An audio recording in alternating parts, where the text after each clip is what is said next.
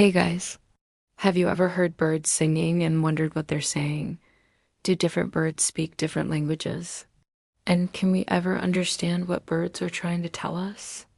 For example, the songs of white-crowned sparrows are pretty easy to tell apart from the songs of American robins, which sound like this.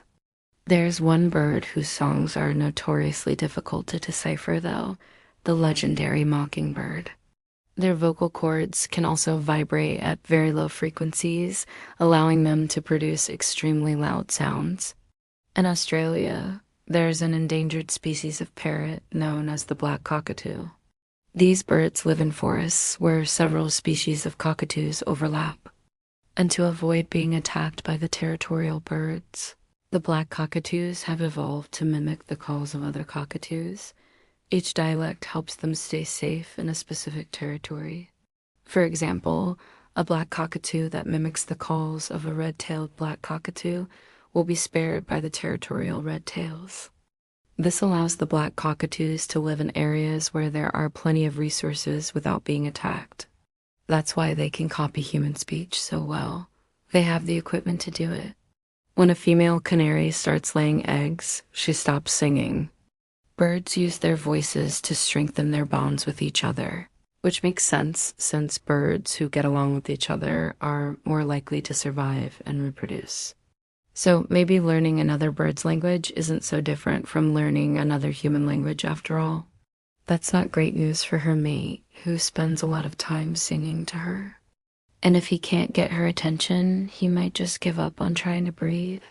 But if the male canary learns to sing the female's language, she'd be more likely to pay attention to him. And if they can't get it on, they can't have babies. So knowing each other's language is critical for their species' survival. Mockingbirds imitate the songs of other birds, which can make their songs sound like a kind of bird rap song with lots of different voices. Scientists aren't sure why mockingbirds do this, but it could be a way of attracting a mate by showing off their incredible vocal abilities, or perhaps confusing predators by mimicking the calls of other birds. You might be surprised to learn that birds actually do speak different languages. If birds can learn to speak different dialects, then how much of their communication is learned and how much is instinct? And if birds can mimic the songs of other birds, then are they self-aware enough to realize that they're doing it? While scientists continue to work on these mysteries, here are some amazing facts about birdsong that they've already discovered. In fact, there are so many languages that researchers have given them their own names. They're called dialects. And like people, birds use these dialects to communicate with each other about things like food, danger, or potential mates. Take the white-crowned sparrow, for example.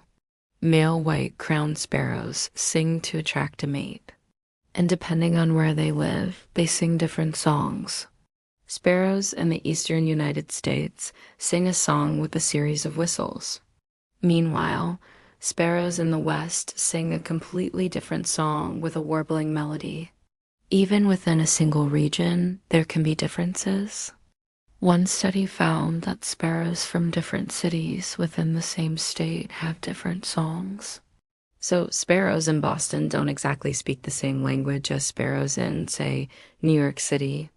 But while different species of birds may speak different languages, the languages are fairly easy to distinguish. To date, scientists have identified around 2,000 different bird songs and counting. But all that work has raised a lot of questions. Some birds, like parrots, can mimic human speech because they have the ability to produce sounds in a wide range of frequencies. In some cases, learning another bird's language can literally be a matter of life and death.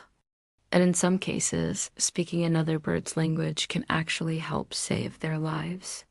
Birds use their voices for all sorts of important tasks, communicating with potential mates, protecting their young, defending their territory, and even keeping in touch with their friends.